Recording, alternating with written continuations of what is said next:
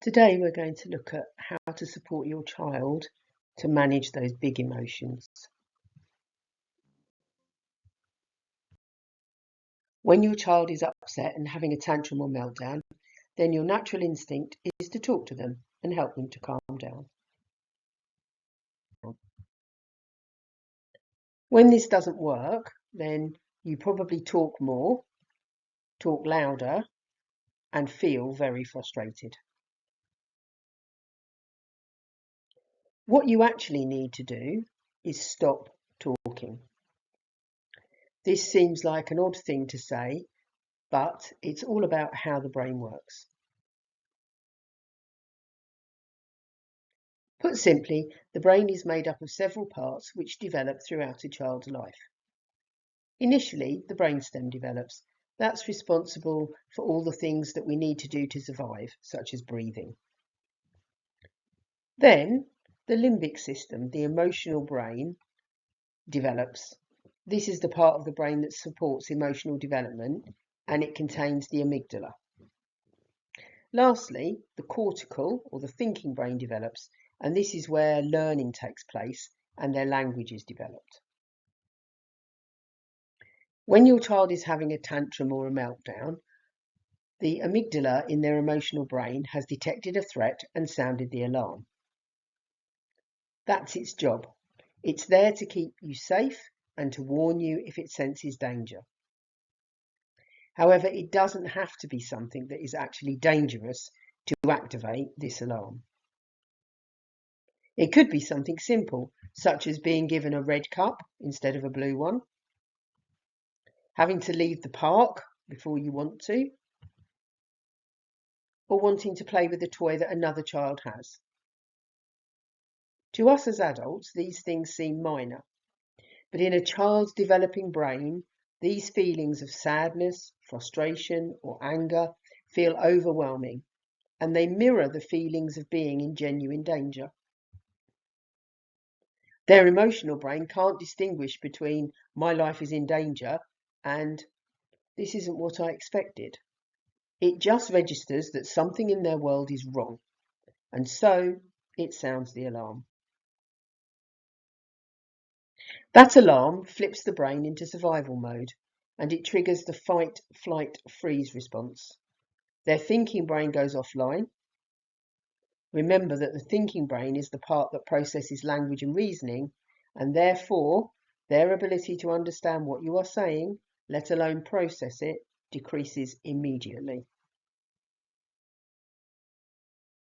It happens to us as adults too. If you think of the last time you were really angry or upset and someone tried to reason with you, think about how much of what they said at that moment do you actually remember? It's probably very little. Once you've regulated yourself, then you probably would have gone on to have a rational conversation.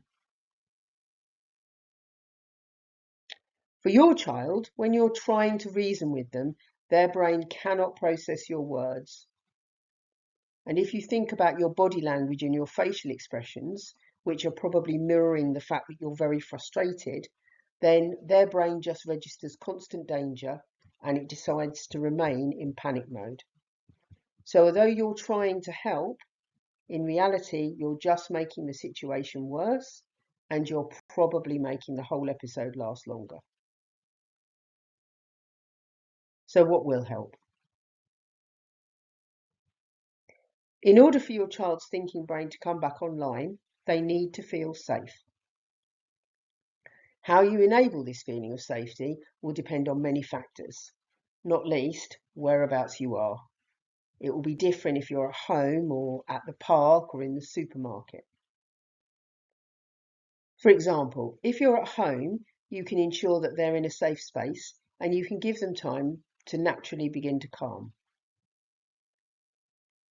Don't attempt to talk to them, just reassure them that you are here. Some children will respond better if you're not in their eye line, but obviously it's advisable that you stay nearby so you can ensure that they're keeping themselves safe.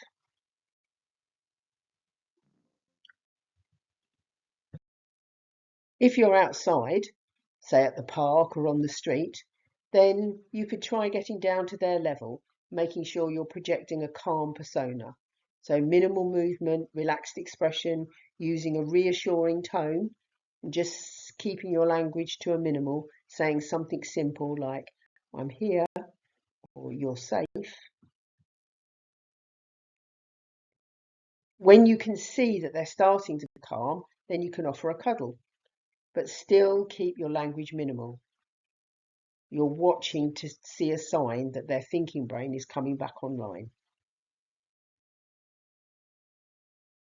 Signs that their thinking brain is back online will include things like regulated breathing, a relaxed body, and a willingness to accept eye contact. And once their thinking brain's back online, they should be able to hear and process what you are saying.